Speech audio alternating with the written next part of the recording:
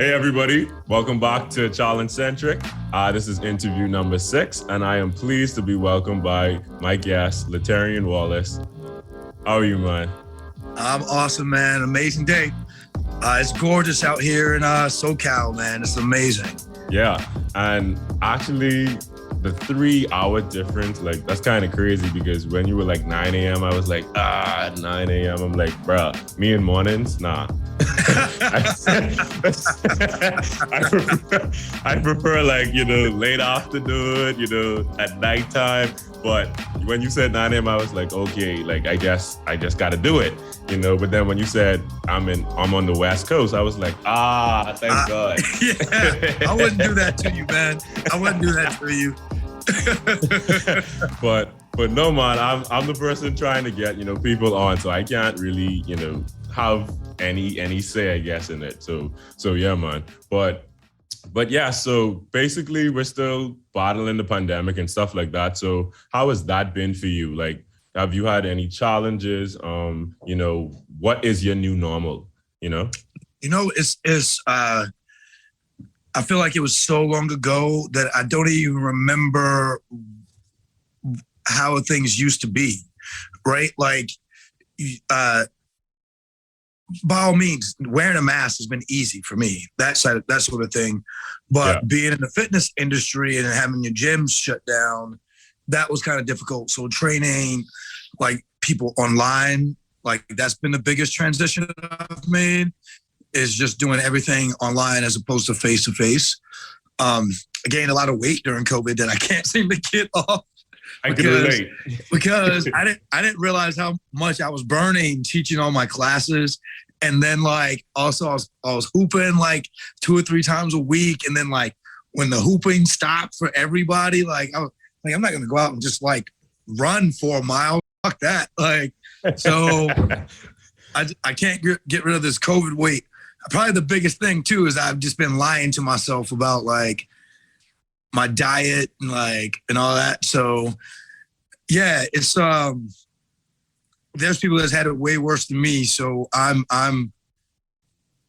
grateful. We got through it. We'll continue getting through it as a nation, as a world. So yeah, it's I really have no complaints at this point. Well, that's good to hear. But definitely all of us have definitely battled with dealing with, COVID-19 and, just trying to find the new trend of doing things and stuff like that. People say they want to get back to normal, but it's like, we ain't normal. Like, we just have to grow and, advance and just adjust to this new way of living and stuff like that. So yeah, but yeah, I want to hear more about your background, where you were born and raised, education-wise, athletic background, career.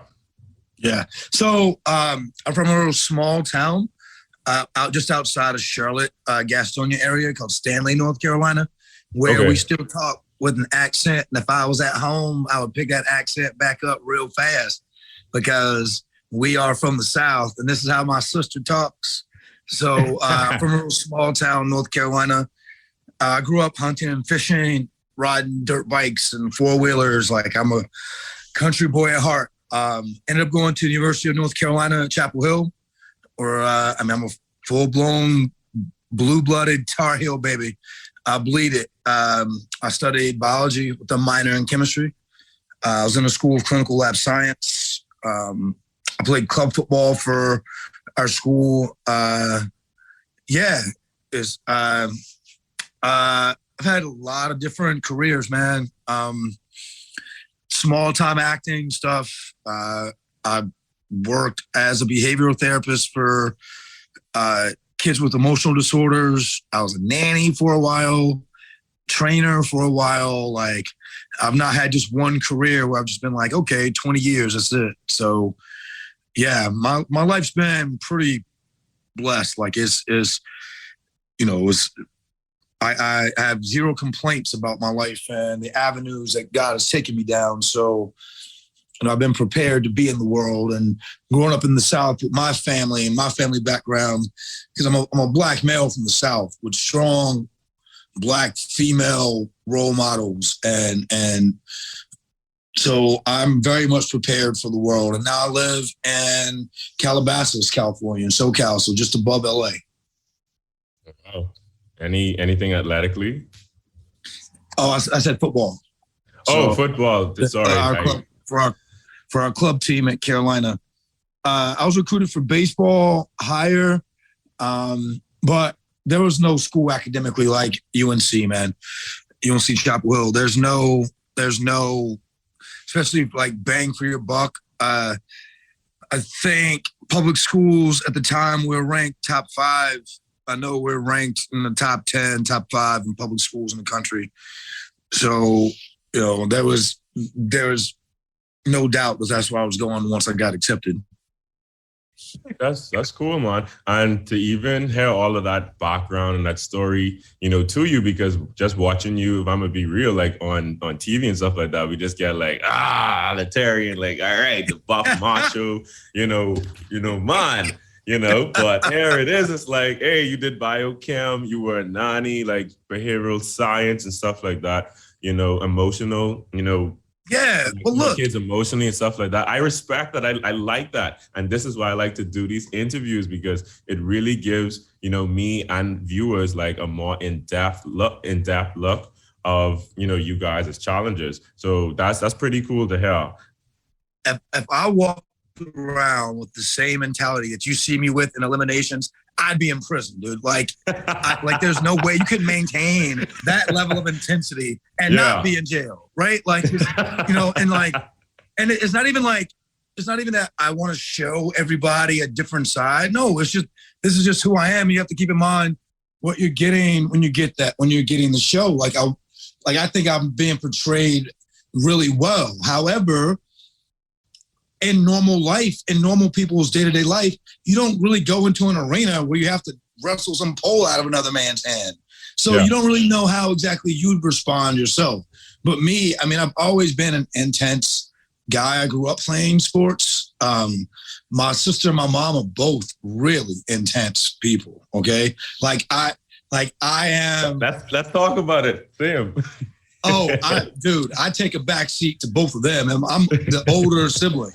So Sam, exactly, me too. Yeah, so come on, man. Your family's from the Bahamas, like strong black women, like we as intense as I am, I'm still Southern and respectful. I know to sit my ass down. I'm supposed to sit my ass down. Yes, ma'am. No, ma'am. No, mom. Yes, sir. No, sir. Yes, exactly. Like, I'm not stupid. And it's amazing that you touched on that, because it's like the South, like the Southern states, that Southern hospitality, and like the Bahamas is on like the same like wavelength, where you have manners. Like if you don't say good morning, good evening, yes, sir, no, mom, no, sir, like stuff like that is like you're being taken as, disrespectful, or you're being rude. So you get put in check real quick, like you say. So it's like, we don't do that. We don't play that. You walk into the room, you say good morning, you greet everybody, and you keep it pushing.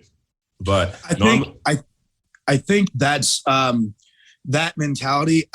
If I ever do another challenge, I have to tweak that mentality about me, right? Because I am used to, if you don't say good morning, or you don't act a certain way, like Southern hospitality, then I would take offense. And you can't be that way, right? Like anytime I visit New York and you walk in the street and I forget that I'm in New York, I'm like, why are these people so rude? Well, no, they're not rude. They're New Yorkers. Like, that's just how it is. Okay, last night I'm downtown LA.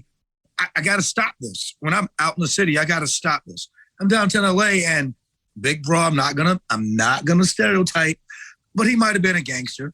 He was looking for a new iPhone charger, and I was like, bruh, I have an extra one in my car. I don't know this dude from Adam. This dude could have robbed me, right? Yeah. Like, so I've got to get out of, like, when I go to the challenges, I've got to get out of that Southern boy hospitality, because not everybody was raised like me, raised like us, right? So not everybody's going to be nice and polite and open doors and that's just what it is. So I can't take offense to that. That's a character flaw on my end, right? Because somebody will not do something and I'll be like, yo, fuck that dude.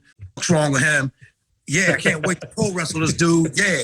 And all they did was like, be their normal selves, right? Like, yeah, I don't know. But yeah, for us, it's like, I agree with the whole, like, if they don't say it, because normally I was going to say and interject and say when I travel to the States and, I'd be like, good morning, good afternoon, like stuff like that. It's like crickets. It's like, you ain't hear me? Like, am I speaking French? Like, what's up? Like, I'm hey, hi, hello. And I just get like people just look at you like, and just keep it moving like a cold shoulder type of thing. But will I change that about me? Probably not, because that's still embedded in me. But it's what you said, taking offense to it and blowing it out of proportion, then yeah, because people were raised differently and stuff like that. But that's one thing I could respect about the Southern states, because we kind of grow up, the same way and stuff like that. Very similar. Y'all believe in seasoning? Sorry to throw that out. That's too funny. That's too funny. That's so funny. But I got my coffee now. Now I'm gonna get lively.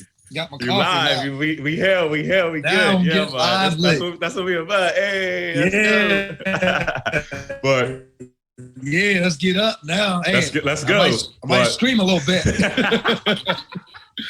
But I love the intensity, man. I love the intensity. I like that we could be intense, and that's kind of me too. Like I play sports and, you just get into that zone. And when watching you, I could pick that up. You just get into that zone, do what you have to do. And then that's it, But that's the thing. It's super funny though, is that like, I sort of snap with it at times, right? Like if I'm playing pickup ball, like I'm out there to exercise and have a good time, but then somebody do something up, you let it go. Do something up, you let it go. Then that third time, you're like, yo, like, yo, why you playing like that? Like it goes from 0 to 100 like really fast, right? But I'm not the only one. If you ever get a chance to play ball with Cyrus on the ball court is way more intense than I am. Way more intense. Like I've seen him argue like up and down. Like he's intense. He doesn't like to lose. He's like me. He does not like to lose. And you get him on the hoop court, come on, yo. He's the same way. I've seen Teck be intense. I think when it comes out of me, it just feels different because of my size, I think, right? And I don't even consider myself a big boy, but I guess other people do. So when I get intense,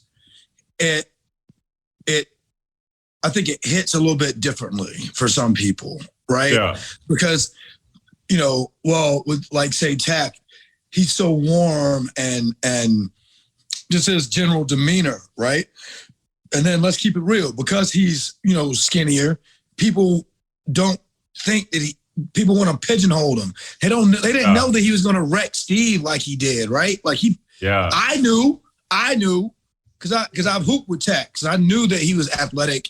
Like I knew that he had something in him, right? That like other people might not understand or see, or they look past. They just see the guy that makes you feel good and jokes and like, with the style. They don't know that there's a pit bull inside of that man, Whereas me, I guess, I have a resting face. They automatically assume that like, I'm a big.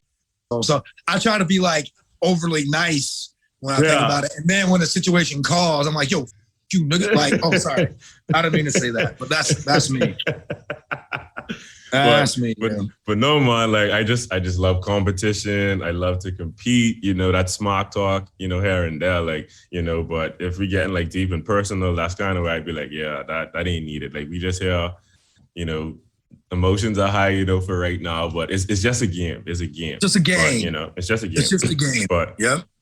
But yeah, like you said Cyrus, Cyrus from even on All Stars 1, like and that was just a challenge. So I can only imagine how he is on the basketball court, because it's like, nah, we this ain't what we do it. Like, y'all ain't about to play me. No, not at all. Not at all. Not at all. And then he takes it personally because he's 50 now. So he's playing ball against dudes that are in their 20s, and he's giving them that work. And then them dudes get upset. They start fouling him. And then he just keeps giving them that work, and he lets them know what it is. That's what it is, man. I will say this. People like Cyrus and Teck and Darrell, they do a good job of like keeping me from blowing up at somebody on the challenge, right? Because you're in this house with no outside impact, and like, you're out of your element, your normal regimen, where I would get my serotonin and dopamine boost by, working out every day. You're not working out every day, but like it's so Cyrus and Teck do a great job of just making sure that, like, they keep a hand on my shoulder, and like, there's a scene in All Stars 1 when Alton is upset at Cyrus when Cyrus wanted Alton to go in with him, and Alton walks by Cyrus and doesn't like acknowledge him. And you can't see underneath the table, but Cyrus grabbed my leg and was like, no, right? Because I was like, oh, no, like, who the fuck are you talking? Like, he grabbed my leg and like, to let me, like, no, T, like, nope, don't even do it. But like, they're able to control it better with their faces and their demeanor. I'm just like, I don't see anything wrong with letting it out at times, I guess. I don't know. No, for real. Especially during competition.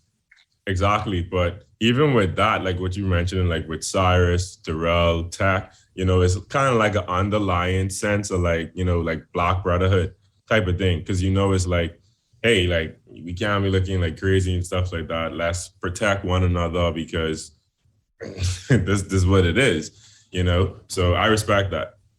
Well, see, and that's it. And you're 100% right.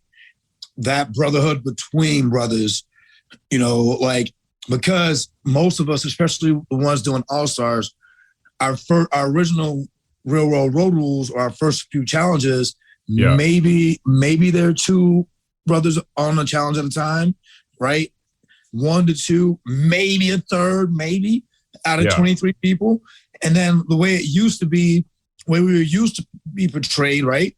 Like 20 years ago, is far cry and far different than the way we're portrayed now. But we still have that bad taste in our mouths from years ago. So we sort of know better, right? Like, I don't want to be seen as the angry black man, and Teck and Cyrus and Darrell are very cognizant of that. And we're all looking out for one another.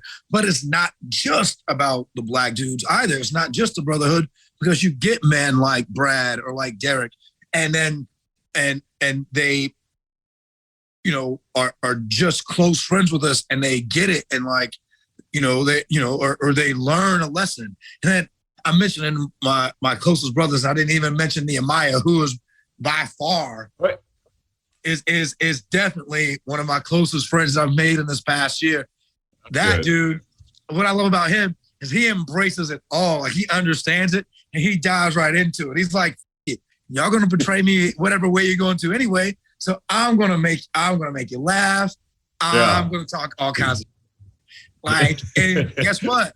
I'm gonna walk with my head held up high, because I'm the young king, and I don't care what you think. So like, somebody like Nehemiah, who's younger, who's experienced both sort of ways, right? Because he had done the shows, recent enough to where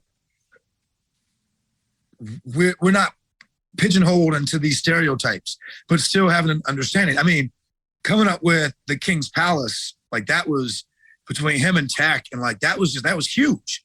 That's huge, right? And I walk around as a proud black man every day, 24/7.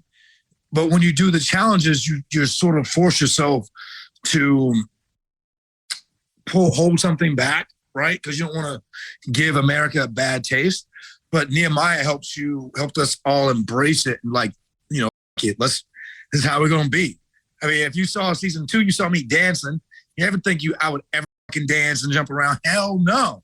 But because I mean, not just because it's not my personality really, but like, no, you're not gonna catch me chucking and jiving on television. But when I'm around Nehemiah and Teck, it's not even like that, right? Like we're just out there wild and having a good time, like we would if we was in my apartment, right? So, but yeah, so you brought up Nehemiah and Teck, and you guys coined yourselves as the King's Palace. So I had the pleasure of talking with Teck. I'm having the pleasure with talking with you. I would absolutely love to have the pleasure to talk with Nehemiah too as well. To complete the trio. But yeah, like how was that? That whole experience to have those two in the game as opposed to I guess other seasons. Was this season All Stars 2 better than All Stars 1 for you? Oh yeah. Season 1 I thought was just a better overall cast and better overall showing the originality of it. And like, we didn't have Marco in season 2, which he helps and makes things a lot better. Like just having his presence. They're different in their own rights because I didn't have Cyrus on 2, and Cyrus is like my best friend with the challenges. But the way that like not have as many inhibitions because I just done season 1, so for me it enhanced it for season 2, and just I was in a room with Nehemiah and Teck. So I was in Teck's room with him on season 1, so that was a blast. But then throwing in Nehemiah 2. Like it was a better experience, like personally, right?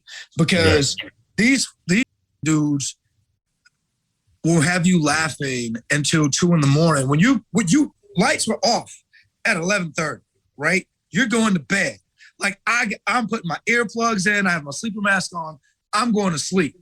But you can't go to sleep because these are making you laugh the entire time. Nehemiah's jokes about the other cast members, dude, like even now when we do a live or something, like we talk about it, I just things will pop back up and you can't help but cry laughing. Dude, he said Ayanna was a walking Negro spiritual. Dude, I spit out my drink. Like oh my God, man. Oh, I just can't. I can't. And then like he picks, and then I love it because he makes me come out of my show because he picks on me, right? And I'm 44 years old. When am I gonna ever get picked on, right? Like when are we gonna have like locker room talk where guys are just joking around? I'm 44. That you don't do that guy doing it. Yeah, he's talking about me, and I can't help but cry laughing. And I have no comebacks.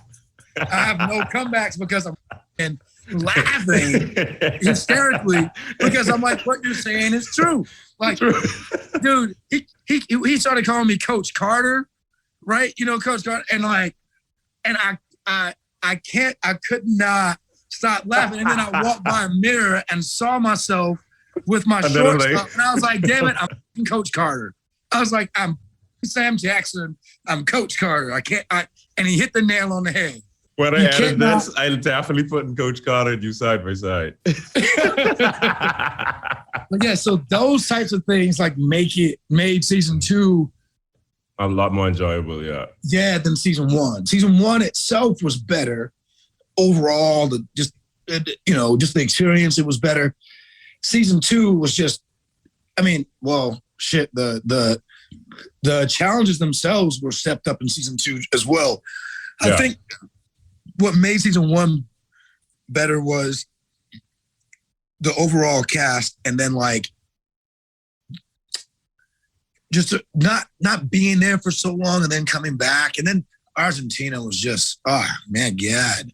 Argentina is just, can't beat that, dude. Like, Mexico wonderful too. It's turtle nesting season in Mexico. Like you just couldn't beat it.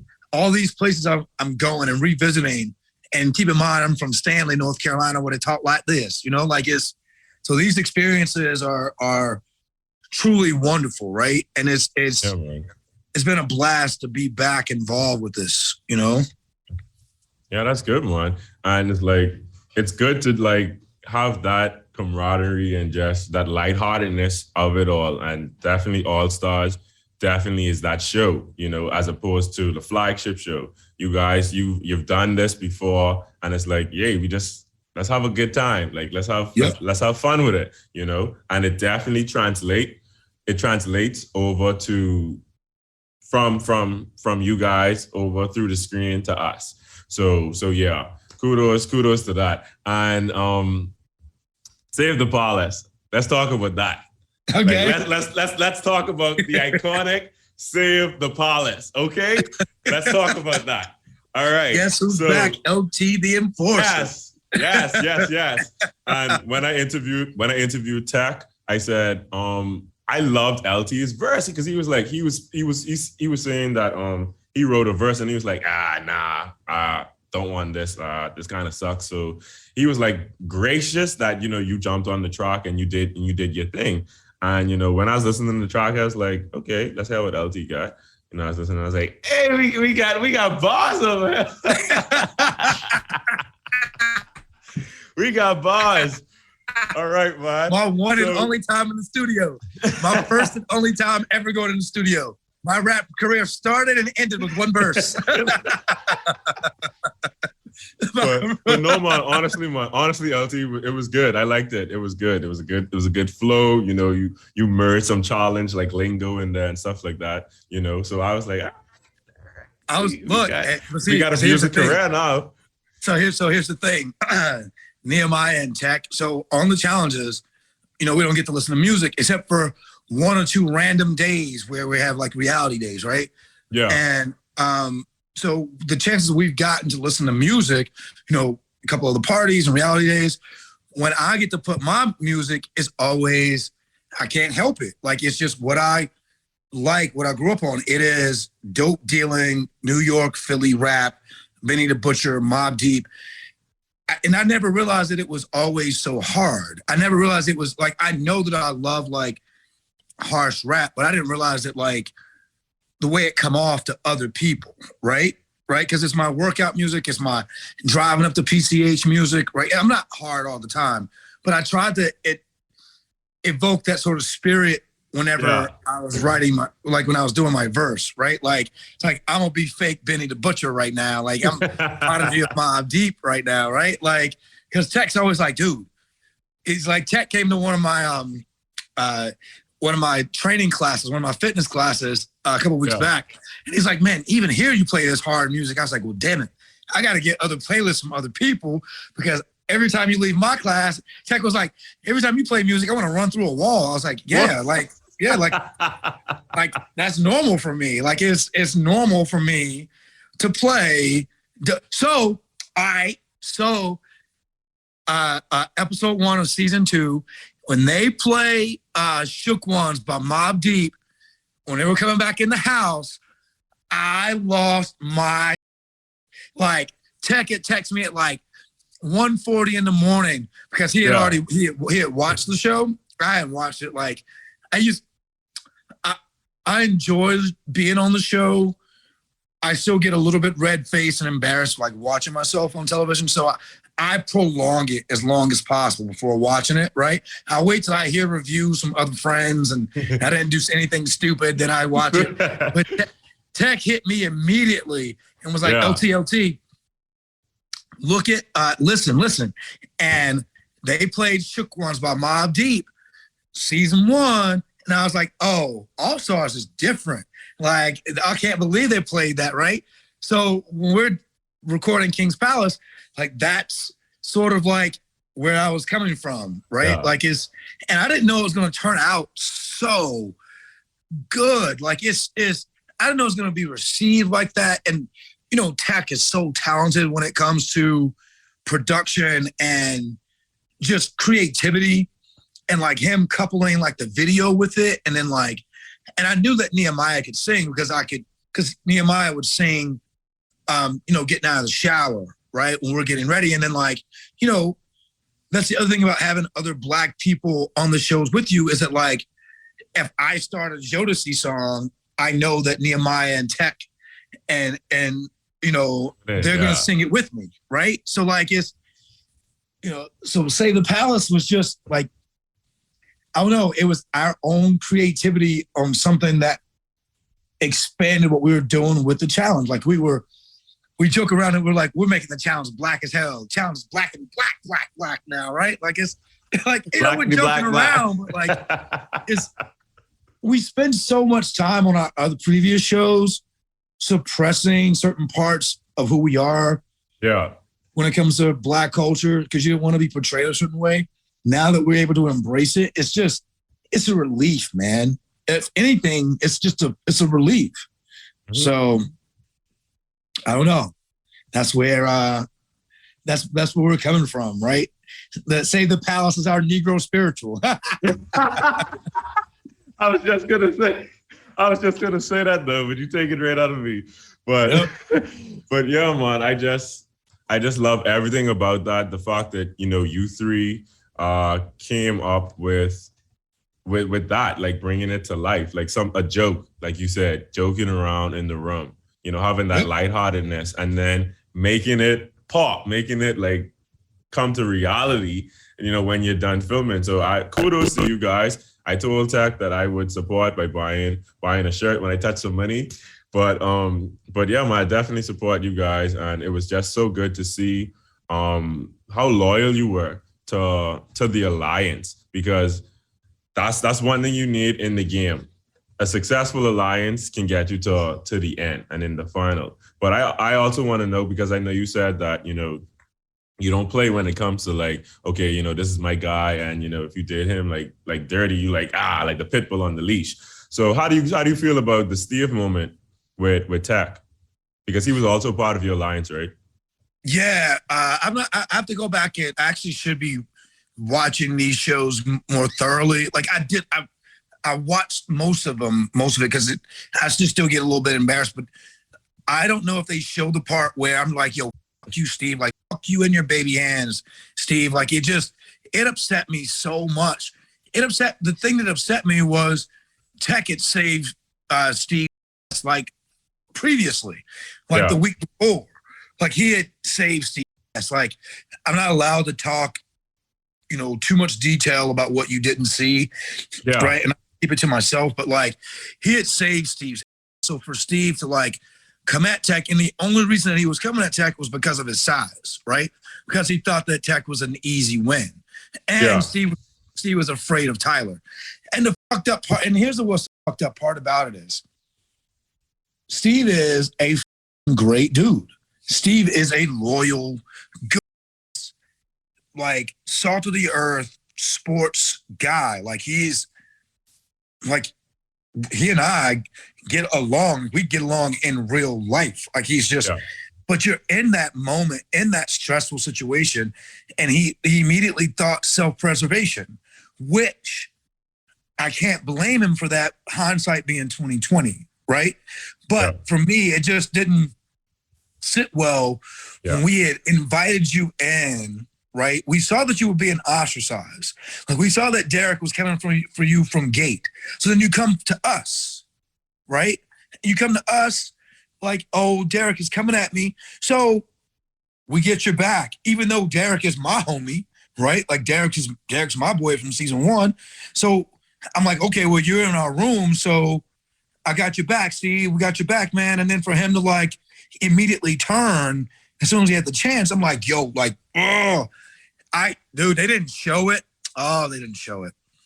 But like, I'm up like, on elimination. I'm just like, yo, Teck, send his ass home. Like, I was upset, dude. I was upset. Like, Janelle and Jasmine had to grab me and was like, no, LT, don't act that way. I'm like, no, that dude, him, and the horse he rode in on, he can kick rocks. That dude, get out of here. But being away from it, you know, I shouldn't have been that way. I shouldn't have been that way, right? But, and then, see, I'm giving you some insight now. All so right. Steve has these habits right? That only a loving wife could love, right? Like, you know, walking around with no drawers on, scratching the whatever. You know, he walks super heavy. He talks, he snores really loudly, right? Yeah. He snores really loudly, like to the point where he wake us up multiple times, right? Like, have to get up, go turn his ass over 5 minutes later, get up, turn him over. And I have earplugs in.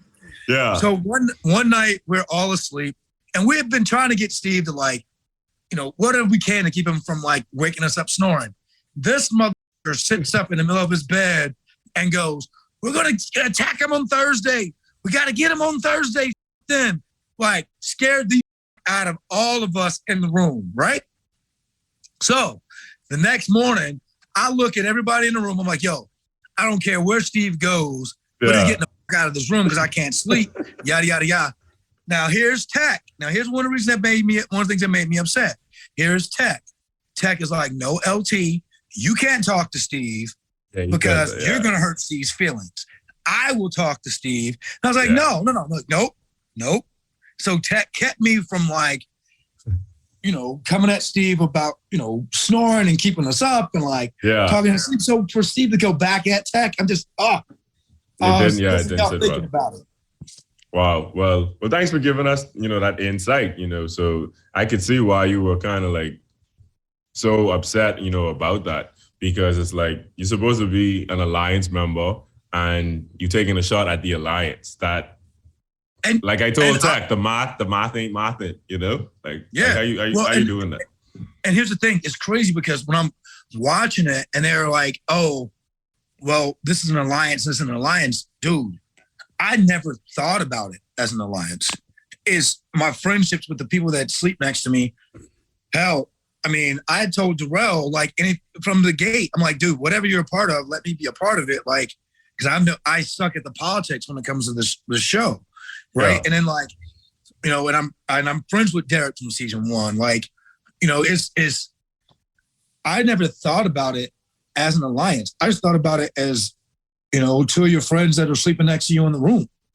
You know, like, that's how I thought about it, you know? So when they're like, oh, the alliance, the King's Palace alliance against these guys, I'm like, damn, was it like that? Like, but apparently whenever, like, I'm watching, I'm listening to everybody talk about that's what it is, being upset at the King's Palace and us being loud. And it is so funny because none of our singing or dancing or celebrating was never in front of them, right? It was always up in the room with the door shut and just being happy that, like, somebody came back from elimination, right? And just the way that they were salty over it is just, like, that's so funny to me because we were just being fun, right? And trying to make the most fun out of an extremely stressful situation.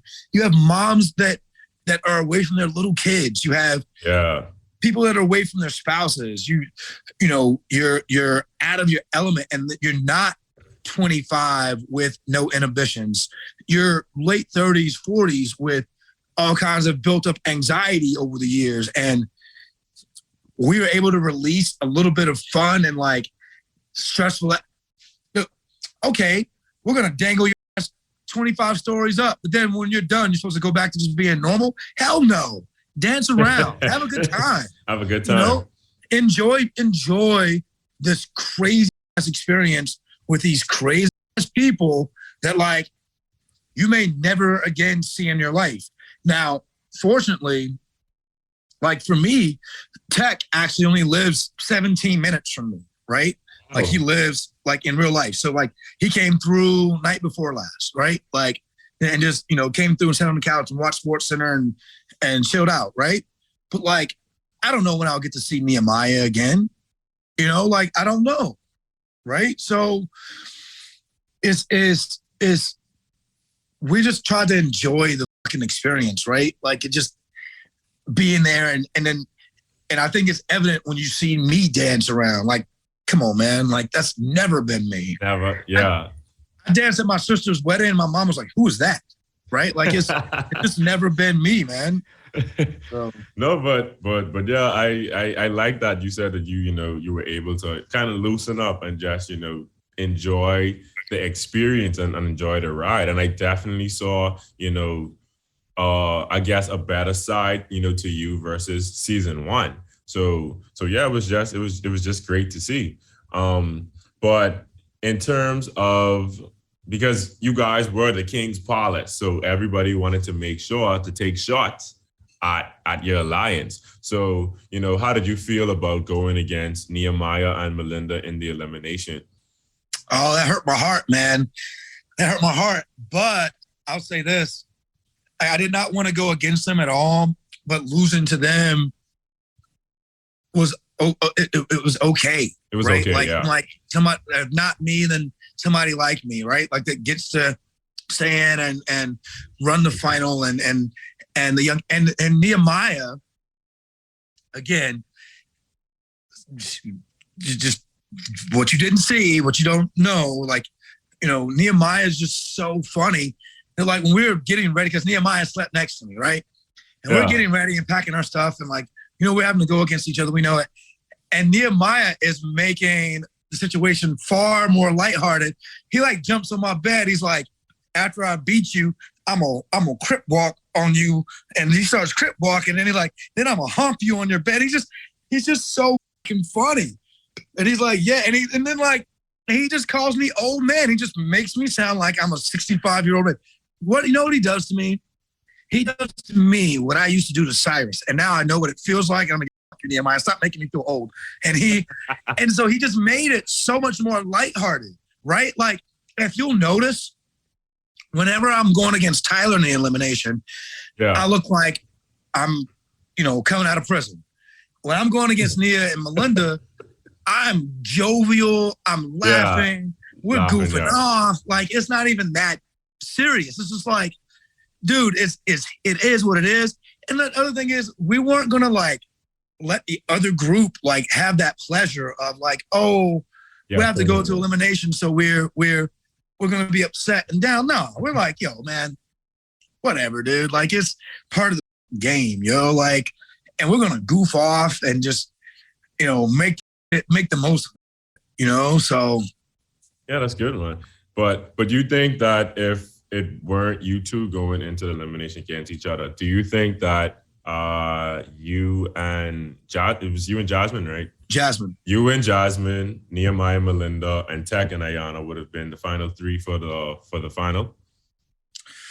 I don't know, man. Ifs and buts, like, I have zero regrets. I really would like to run a final.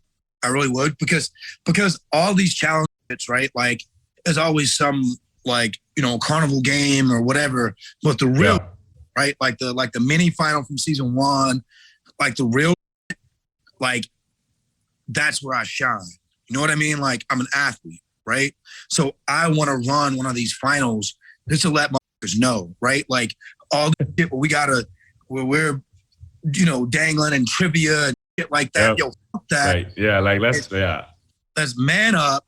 I'll be 45 this year. I don't care. Like, I put myself up against anybody, right? And I'm like I know that, Yes has endurance and this, like, and I love Darrell, but I heard Darrell say something like, oh, he's just big and he's not this. And I'm like, oh, word. Like in a final, mini final, if it's mono and mono, right? Like, if it's something like that, like, come on, man, let's keep it 100, right? Like, I'm not, I say this with the most humility as possible. Look at me, right? Like, how hard do you think I'll work in the gym? When we get off this, I'm going to run trails up hills. You know what I mean? And work, right? Yep. Like, so like, I want to run one of those finals just to show out. You know what I mean? Like, just to show out. You know what I mean? Like, I mean, you saw in season one, like, when we were in Argentina and we did the mini final. Come on, yo. Like, come on, man. Like, let's keep it real. Like, I'm a good guy. I'm a humble guy. I'm a nice guy, but I'm also a confident man, too. I know good and goddamn well, if I get into one of these finals, I know, I'm not saying I'm going to win it, but I know that I'm going to do well. Chances, yeah. I know that I'm going to perform well, because when it comes to that mental, like my legs can cramp. I'm going to keep going. Yeah. You know what I mean? Like, like, I know I really don't say much on the challenges. I know that like I might be a tad bit overweight from what you normally would see me as, but don't get it twisted. Nobody works harder than me when it comes to the gym. Nobody works harder than me when it comes to endurance and like just being athletic. It is what it is. All day. But because you know that you're such a physical beast, but you know also that the challenge does entail, you know, puzzles and, you know, those type of things. How do you prep or train for that, knowing, you know, that if you go to a final, it will be this? Well, I do a lot of like, you know, puzzles on my phone and, you know, the ladder games and I forget that it's slipping my head, but I do a lot of these sort of things anyway, right? And then like, you know, they don't just give out degrees from Carolina. You know what I mean? Like Carolina's a top school, so I'm kind of like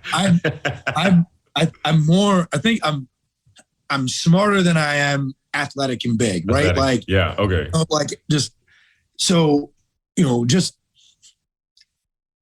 doing as many puzzles and reading and like, and then like before season 1, I really didn't do much prep. I was like, fuck it, I'm going out there, I'm going to wing it, right? But going back to season 2, I went back on YouTube and watched different eliminations, and I watched different challenges and saw some of the puzzles and, you know, tried to mimic those sort of things to sort of be prepared, because there's only so much creativity that they can put into this, right? There's only so many puzzles that they can do. There's going to be something similar. Like you know, like they do a great job coming up with all this crazy shit.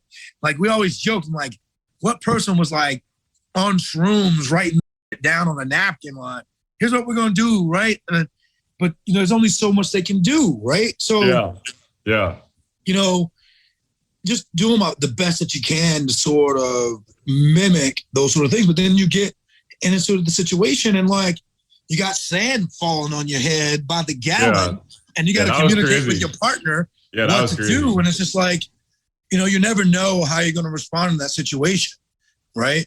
Any of the math stuff is just so easy, right? Like, let's keep it 100. Like, it's more about like you just being exhausted from like actually doing shit that have you doing, trying to think while you're exhausted. But like when you look at some of this stuff, it's actually easier than what you let it out to be. It's just your heart rate is pumping in the situation that you're in. So just trying to mimic that sort of thing, right? Like honestly, like, you know, run sprints, do squats, but then pull out my phone and execute a puzzle, right? With my heart rate beating, like with my heart rate up. So that's one of the ways I was trying to prepare for being on the challenge, right? Like, just because that's what it is. It's like, can you think when your heart rate is just so high and your heart's pounding through your chest? You know, like, can you settle yourself and actually solve a simple math equation, right? And that's crazy, because it could be like the simple stuff, but like you said, like it's like so much things going on in the heat. You know, it could be cold, like extremes and stuff like that. So there's a lot of factors, I guess, go into play. I guess we just watch it on the screen. You haven't eaten anything but some bugs or some shit, or like some crazy tacos and like. Yeah, that's crazy. That's crazy. Right? But normally, like with the puzzles, like you just have to like put like a little Tetris or something like together, like a 6 pieces or something like that. As easy as that or something like that. But yeah, and then swimming is also like a big part of like the challenges too. So how was your swimming though? as cocky as I just sounded 5 seconds ago about, you know, swimming is not this and that, throw my glass in some water, watch me struggle. Like, hey man, I'm trying. Hey, I you know, a couple other cast members gave me some swim lessons. You know, I'm trying to get better. I get A to B, but my confidence goes to when it comes to the swimming, dog. Let's keep it 100. I'm a black male from the South. Like, if you don't know the history of being a black male from the South and trying to swim, in your public pools, right? Yeah. Like we always think of it as so far long ago, but even in my, like when I was in high school, I didn't swim in my local pool, right? It was just frowned upon for Black people to be in our local pool. It was private, right? And like, so like I'll put it like this, out of all the members of my family, okay, I'm the only person that can swim from A to B, and I suck at it, right? Like, I'm the only person that can swim. Out of my homies, right? Out of my homies in my group chat, my homies, only 2 of us can swim, right? Only 2 of us can actually swim, and I suck at it. So, but there's no excuses. Let's just keep it 100. If you want to make it even or make me sort of shake, throw some swimming in that. Yeah. Throw me in some water. I'll dive down. I'll do all that. I'm good. I'm straight. But if you're like, yo, swim out there, tread some water. Tread water? Wait, what? Tread water? Hey, I need the buoys on my arm. Can I get the thing on my arm? Can I get some of those? I need the life vest, right? Like, all right, we're on season 2. We had to jump in the cave and swim and like look at the puzzle and swim back out. Like a lot of people were trying to be all brave. They weren't going to use a life vest. I was the first person to grab the life vest. I'm like, nope, put this life vest on. Let's go. Hell no. Son, nah. The measure of a man is knowing his limitations. And I know my limitations. Limitation. Yep.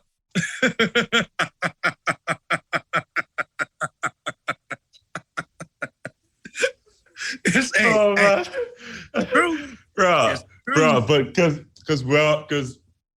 you've been here, so you know that we're surrounded by water. So, but a lot of Bahamians do not know how to swim. So it's like, I don't know why Black people, why we just can't get it together and just be like, learn how to swim. Like, especially my people, we're surrounded by water. Like we should be like murking people in the Olympics at this point, because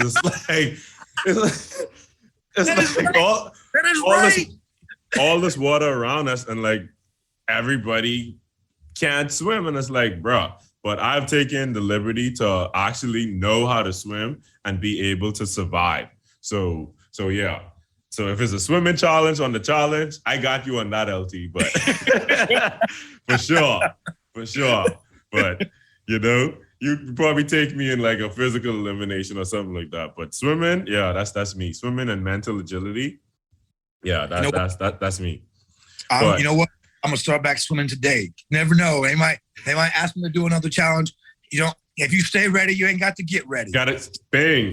Stay ready. You don't have to get ready. Bang. I'm gonna swim today. I'm gonna run the hills. I'm gonna swim today. Bang. Yeah.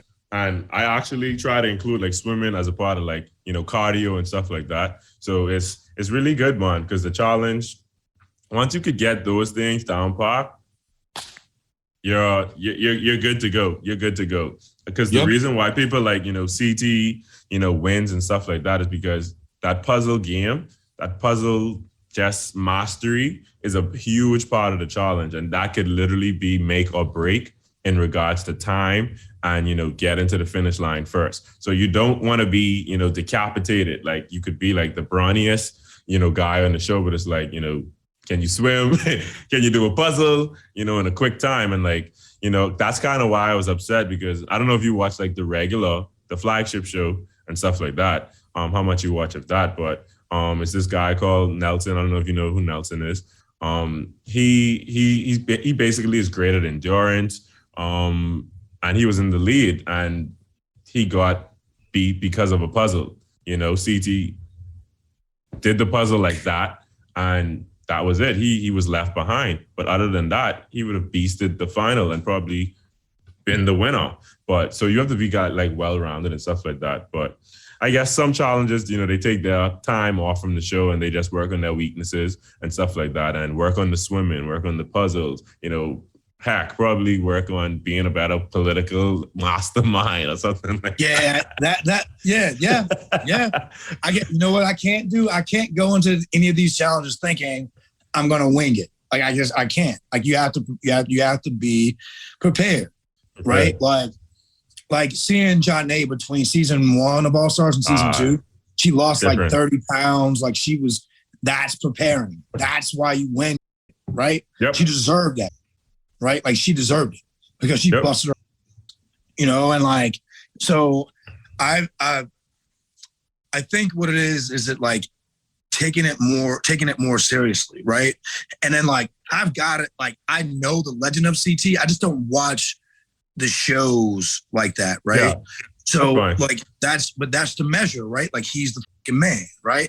And you're right, like, 'cause I know he's a monster physically, but everybody's like, yo, his mental game, his puzzle game is what's on point, right? So like, and then like, and I know that, you know, others are afraid of him, and because whenever we're in the house and people talk about him, they're afraid, like, he's a monster and he's well-rounded, and that's how you got to be to win, right? So yeah, I think I'm actually, to be honest with you, I think I'm retired from the challenges. I thought that I would do another one, right? Like, but I think I'm retired. I think that like I'm done embarrassing myself, and like, and other people don't think that it's embarrassing, but I think it's embarrassing, right? Like, it's embarrassing, right? Like my little rant after my elimination with Tyler, right? Like, that shit's gonna live forever. And if I ever have kids or grandkids, they're gonna be like, you know, Daddy, what the hell is wrong with you? What are you on? Why are you so intense? Like, it's embarrassing, right? Like, it's watching me puke, right? It's embarrassing, right? Like it's I'm done embarrassing myself. You know, like, I think I want to be in control of the editing and what the world sees of me, and like, I think that's the route that I need to go. So yeah, I'm done embarrassing myself. But no, Laterrian, it's really a pleasure, you know, that we got to see you on not one but 2 of the All Star season. But what was even like the time lapse between All Stars 1 and 2 though? Filming, not that long, a couple months, I think, because I didn't even come back to my place in Cali in between. I just stayed like in Baltimore, and then my mom's down in Charlotte, right? Like, it wasn't that long. It wasn't that long between. So and how long did you guys film for? Was it 2 weeks? No, 6 weeks. 6 weeks, yeah. And then in season one, well, we had the quarantine for 10 days. Oh, hold on. You guys filmed for 6 weeks? I thought it was 2 weeks. Nah. What? No. Oh, okay, so this is getting my brain ticking and moving because the flagship show basically is around that time, or maybe like 2 months or something like that.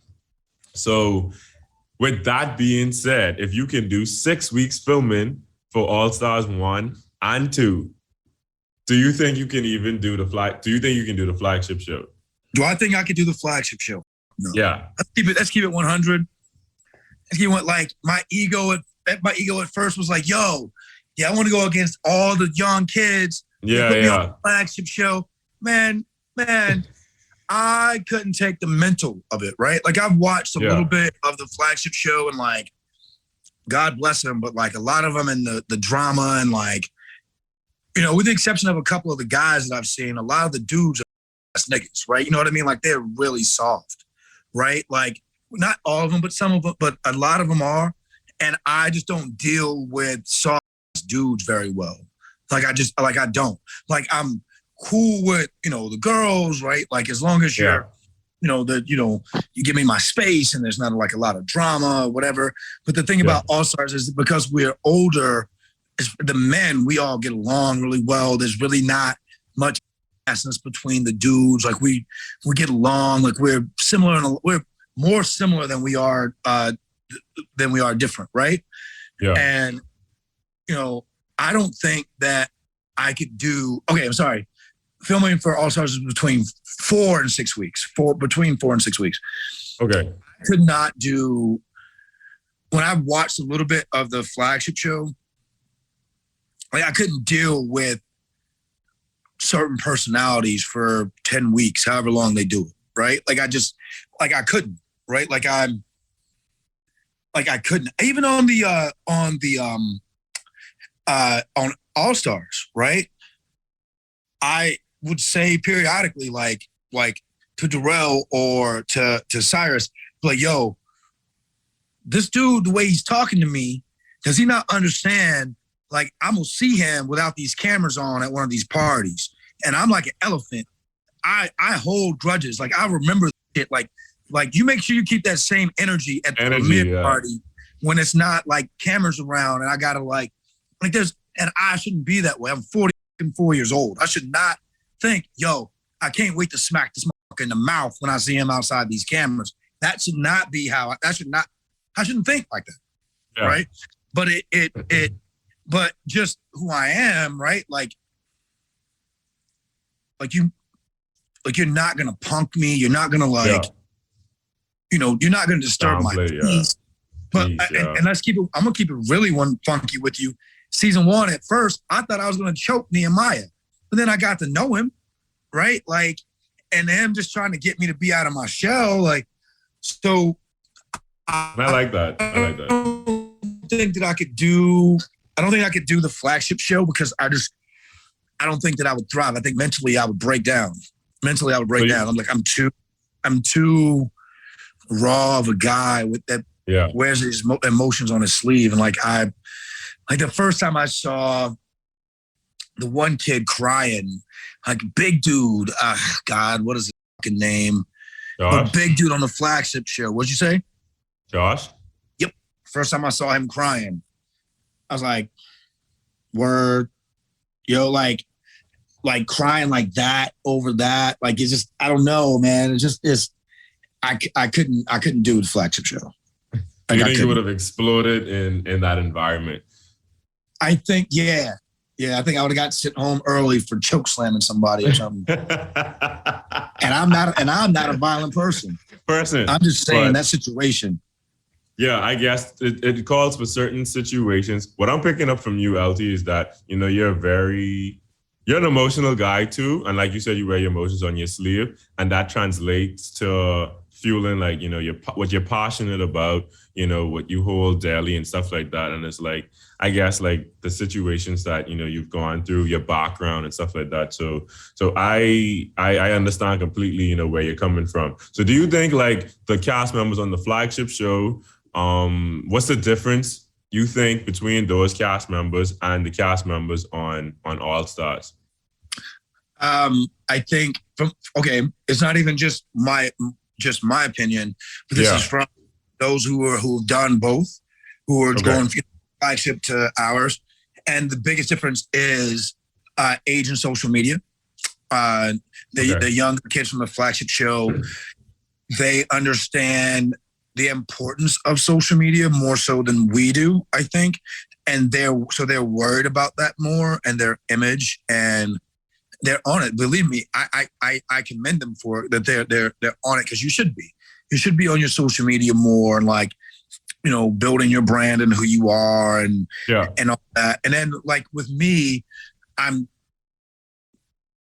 getting better at it, right? Like, I never would post like workouts, but I'm trying my best because I realized how much I can help people, right? So now I'm like, okay, well, Laterrians workouts. Now I'm giving people workouts, you know, online, and what I take for granted as far as my knowledge when it comes to fitness, I take it for granted because I'm in it. Some average person doesn't know this, so I should be sharing more. But the biggest difference is social media and age. So these kids understand it, right? And then, you know, and I think we are a lot more genuine friends on All Stars, right?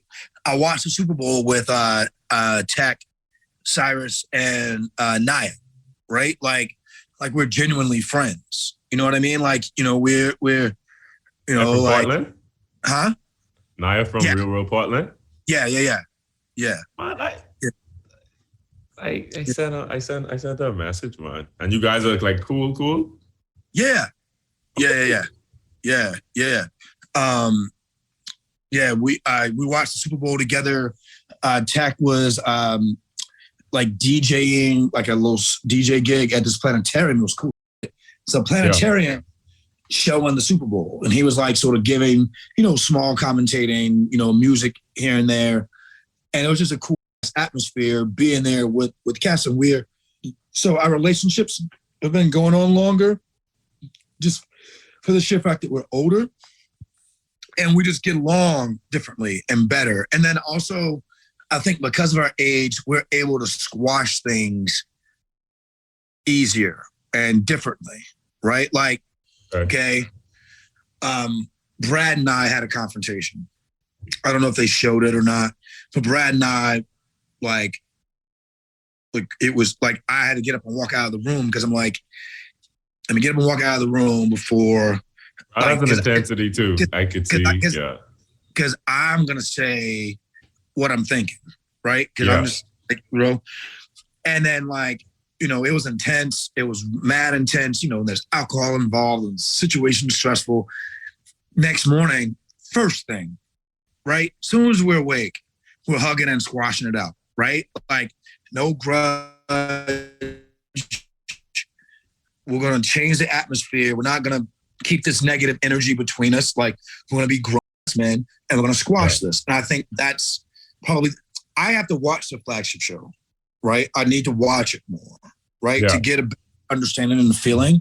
But like, it's, you know, I think from what I gather, it's just maturity, man. Like, you know, it's just maturity, you know? Okay. So even with that word that you just used, you know, maturity, do you think that, you know, because you guys have done the show and multiple shows before, you don't have anything to prove? Whereas some of these newer ones on the flagship show, they're coming up and they want, like, let's say, callbacks and stuff like that, or, you know, just hungry to be on TV.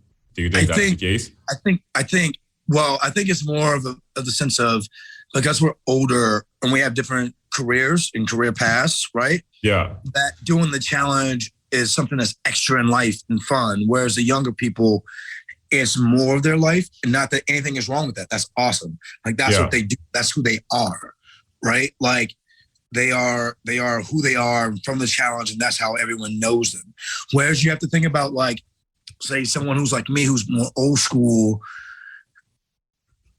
I mean, I'm in Hollywood. So for the longest time, the stigma being on reality television was a stigma, right? So like, you know, you're sort of separating, you try to separate yourself from it, right? Like, you know, like is, you know, so I think that's the big difference is that, like, you know, we came home to careers, and even though I don't have a family, most people came back home to their family and their spouses and their kids and like their actual lives. Whereas the younger kids, and God bless them, hey man, go get yours, get in where you fit in.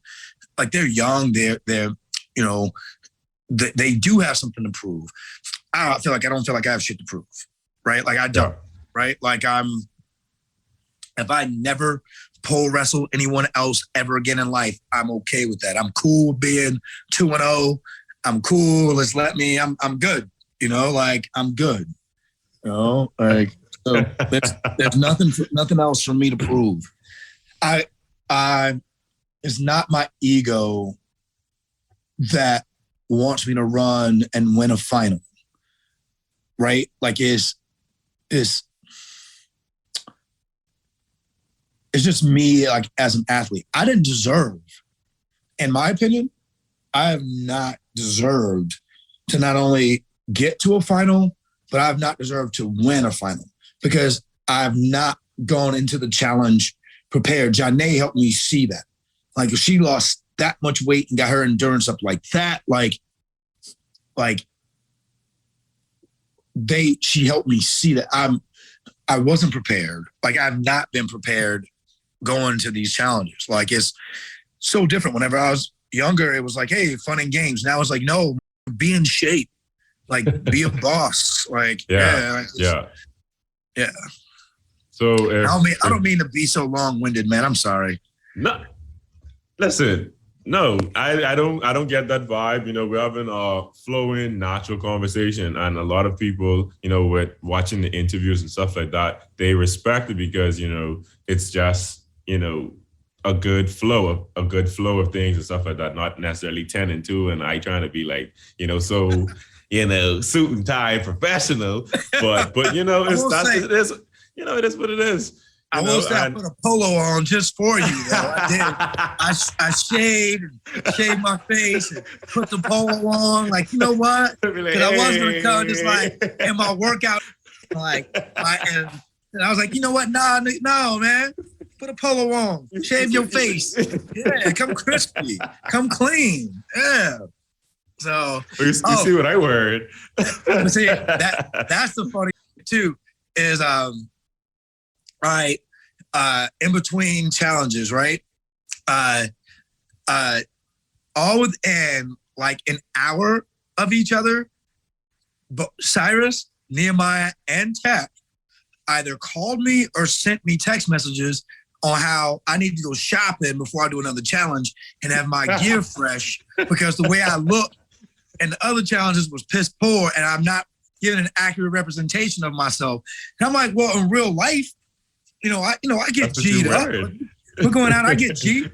But like, we're on the challenge, I'm coming to and go home. But then like, whenever they all hit me up, I was like, y'all must have all been talking to each other, because you all hit me like, yo, LT, get some more gear. Nigga, like, bring better gear to the shows, yo, because you look like you're home. Right? You look trash. Like, you look trash. You look trash, LT. So I was like, damn it. Like, I got to start paying more attention to this shit. Like, I'm like, damn it. I got to fucking be G. I got to, Denzel, Smooth, whenever I'm doing my like interviews. Small, yeah. With the little glasses, with the little. So that's what I'm trying to embrace a little more, right? Like, yeah. Because they tell us, like, bring, extra shirts for your interviews. I'm like, bring extra shirts. Y'all getting this T-shirt? That's T-shirt. Like, hey, that's it. I've got to get better. I would you though, LT. I would you, because for me it's like I just throw on what I throw on. My sister, like you said, you have a sister too, so you could attest to this. It's like she's like, no, you going up there, you representing us. You can't just be out there looking like any type of way, and stuff like that. So she even does my hair and stuff like that. So she's like, you can't come out there like. Yeah, and the way you're knocked down right now, they're real fresh too. They look real fresh. Yeah. But the thing is, I need to get this. I'm supposed to get this done on today is Thursday. I'm supposed to get this done tomorrow because my birthday actually is on Sunday. So, I gotta get touch up. Got to do what I got to do. So of course. Wait, how old are you gonna be? I will be 26. 26. I'll be 26. So like literally, you could be my daddy, LT. Life's ahead of you, man. I love it, man. Life's ahead of you. I love it, man. Take advantage of everything, man. Yes, man, I appreciate it. And today's day and time, like that where you're gonna trade time for money? Nah, man. This is nah. Oh man, life's ahead of you. 26. Oh, geez, that's amazing. That's amazing. Thanks, man, LT. Thanks so much. And before we wrap up and stuff like that, I want you to give the viewers an insight as to what you're doing, your business ventures, where we can find you on social media, and all of that. Yeah. All right. So even though it's been reluctant, I've done it reluctantly because I don't want to be like showy, but it's not really showy. I've been trying to help people with their workout plans and they're helping people lose weight. I've worked in a weight loss center for like 6 years. So I've just been taking everything online. So like, you guys can more than welcome to direct message me and like, go to Laterrians workouts and, you can direct message me. I've just been helping people, giving them online programs. Right. And this is how I prepare for a challenge. This is how I prepare for life. I'm 44. I'm natural. I've never done anything beyond like caffeine and pre-workout and creatine. So, and I will be 45 this year. And I've just been trying to help people as much as I can when it comes to, you know, not just their fitness physically, but their mental fitness and focus, and just trying to coach up a different lifestyle. And like, you know, so, you know, anybody that's out, you have injuries, or you're trying to take your fitness from one level to another, or you're already doing stuff and you just have questions, or, you know, how to change up your bench press. When should I be squatting? Like, you know, how should I work out outdoors? Like, that's just how I'm helping people. So you can go to my IG, I am Laterrian, and, you know, you can direct message me, and, you know, we can go from there. So that's how, you know, that's what I'm doing, right? Like, it's, you know, it's, today's day and time is way different. And my fitness and my workouts have always been like something that I take personally. And so many people have been hitting me up about needing help that I just decided to, like, hey man, why not? Right? Like, why not share the knowledge that I've, you know, worked on and been blessed to have. So that's just where I am right now. Right? Like, it's a lot of fun, right? It's a lot of fun helping people. It's a lot of fun. I have one guy I've been helping for years, Greg Gaines. And I can say his name only because we got super personal. Like, he ended up losing, gosh, I want to say almost 200 pounds. And that was just online. And it was more mental thing, and his mental focus, and him hitting me up and, you know, giving me his progress. And it was just, that was amazing, man. That was an amazing feeling. I helped a couple twins, both lose over 200 pounds, man. That's, you know, I have my athletes, you know, my athletes that have gone D1, and just, I don't know, I'm embracing this, help people with their fitness and all that. I'm embracing it, right? Like, whereas I'm used to like being like, hey, like, even like, you know, my girl's in the room, right? And I'm going to go work out, and she knows, like, yo, let him go work out on his own. But I'm trying to get better at, like, yo, no, let's work out together. Let's do this together. And like, and not be so like, oh, I'm tight, this is mine. Like, share with the world, you know? So that's where I am with that. I'm not recording any more rap songs. I know that. Why are you in my head? I was just going to tell the people you're also a rapper. You know, you have a single out. He has a single out, you know, like, let's listen to that, you know, let's hear that fire verse, and that's all we get it. But you say you'll be 45 this year, though, Laterrian. When's your birthday? October 1st. So I have a while. October 1st, okay. I have a while. It's weird to say 45, right? Like, it's weird to say, right? Like in my head, I know in my head I'm young. Saturday I was hooping, and I don't know, I haven't dunked in years and years, right? But I got a fast break. I pass it to my man, and I point to the rim, like, throw it up. I must have forgot that I'm 44 years old, because he lobbed it, and it did not go as planned. It just did not go as planned. And I was like, damn. And then everybody on the sideline was laughing. They're like, did you forget that you're almost 45? I was like, I did. For like a split second, I forgot that I was almost 45. Because I pointed to the rim, yo, lob it. Like, I'm going to go up. Oh, no. Ew, no. We ain't loving that. Enjoy that youth, baby. Take care of those knees. Bro, speaking of knees, like, my knees are literally 65 right now, because I don't know, like, I've had injury due to, like, running and stuff like that, and I'm trying to find a way to, like, recondition and stuff like that, because I am not as active as I was in high school. So it's like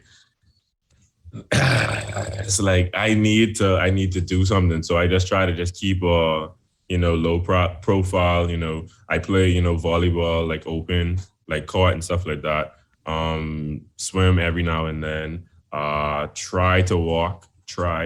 And then do, like, some little workouts at home, or like on the beach or something like that. So Incorporate the stationary bike. If you're not biking like outside, like I'm a big mountain biker, but like if you don't have a bike, incorporate the stationary bike, that low impact sort of strengthen stabilizations, like strengthen the tendons in your knees. Yeah. Incorporate the bike and quad stretch, like where you pull your foot to your hip.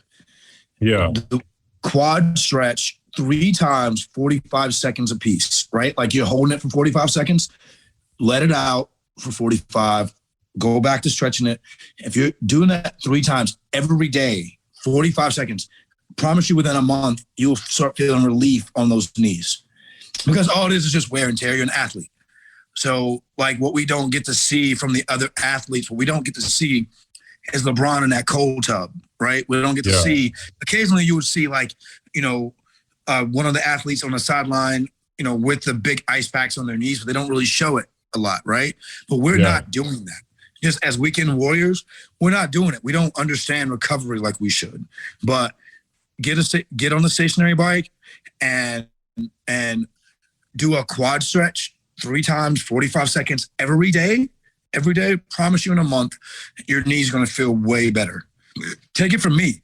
I ruptured my quad tendon, right? Oh. My knee just exploded going up for a 2-hand bang. And then I got hit by a car like 5 years ago, like walking on the street in LA. Like a fool ran into me, put me on the hood of his car. I rolled up on the windshield, rolled back out onto Ventura Boulevard, and he tore my knee up. So I've come back. So with the same knee, I've come back from 2 super bad knee injuries. So when you see me competing on these challenges and you see me win a mini final or ball out in one of these eliminations, keep in mind what God brought me through to get back to being more athletic and like being who I am. And these things help keep those knees young. They help keep those knees young, for sure. No, I respect that, Laterrian. Like, even more insight with you even saying all of that, because I wouldn't have known that. We just see you on the screen and you just show up and do what you have to do. But yeah, the knee thing for me has definitely been a struggle, and it kind of put like a damper on my like physicality and my overall like mode, I guess, because you know what it is. Like you so used to being active and just, always on the move and the go. And then it's like, boom, you can't be as active as you want to be. And then it's like you said, gaining like a little bit extra stubborn weight that you don't want there and stuff like that. So it's like I just want to be active again, fully without like restraint. So thank you so much for that tip. Like I respect that, So for anybody listening who has knee injuries, like this don't play. this ain't a joke. Yeah. So yeah, and I've also wanted to like incorporate, because I was looking at purchasing another bike to do biking. So now that you say like do a stationary bike and stuff like that, which means I have to go to probably a gym and invest in membership. Yeah, but you know what? I don't know. Go to one of these, like, because you're only going there for certain things. Like, I'm not really an advocate of these big chain gyms, but if you're only going for like I belong to a gym, a big chain gym, just so I can swim, right? Yeah, just so I can swim. But now I have my condo. We have we have 2 pools here now. But before I belonged to that gym just to swim, right? So if you're paying $19-20 a month just to be able to do that stationary bike and maybe get some weights in or something, it's totally worth it. Knee relief is worth it, because if you're having trouble at 26, you're going to have trouble at 36 and 40. Like you just are. So if you start doing preventative stuff now, it's going to help immensely as you get older. Like it just is, right? Like you have to start now. You have to start taking care of your body and those small injuries now, so they don't exacerbate themselves as you do get older, right? Yeah, man. And by the way, audience, if you wanted to know what I'm doing, this is exactly what I'm doing. I want a Zoom call. Tell me what your injuries are. Tell me how your workouts are going. Tell me what your diet is. Let me help. This fills my heart, because I see all these fitness influencers and I'm like, dude, I just want to help people, man. Like I just want to help people, right? Like that's exactly what I want to do. I'm not a nun by any means. Like I can be cool, but if it's something to do with fitness and I just want to help people, yo. So yeah. Come on, and he gave me that free of charge, everybody. But let the people know, let the people know your price, man. Like, what can they expect? So it's just, that's all I want to do, man. Like, is you can't put a price on knowledge. You can't put a price on health. The way the way it's progressing is. I have interviews set up with people that do physical therapy, and I have interviews coming up with people that are psychologists. So like that we can just do this sort of thing. Yeah. Where sort of giving people a base knowledge and things that they take for granted or they don't know, right? So that's just, how I'm doing things, how I'm rolling right now. So that's what it is, where it is. Yeah. Laterrian, this has been such an amazing, I don't even say interview because I don't even feel like that. It's just been an amazing chat, like an amazing talk. And, this is what I like to do, to kind of get inside the brains of, what we see on TV and then let people see you guys in real time, like reality, like this is who you are as people. So it's been a pleasure speaking with you. Thank you for all of the insight. Thank you for all of the knowledge that you've shared, with me during this time. And, I know for sure that we could keep in touch, during in the DMs, on Instagram and stuff like that, see what you're doing, vice versa and stuff like that. So thank you so much for hopping on the channel, for taking the time out of your busy schedule, because I know you're a man of, many things and, you got to do what you got to do. So yeah, man, thank you once again for coming on ChallengeCentric. I appreciate it. And to all the viewers that are watching, stay safe. Stay sane, stay sanitized. I actually messed that up. Stay safe, stay sanitized, and stay sane. All right, Laterrian. Thanks, everybody. I'll see you.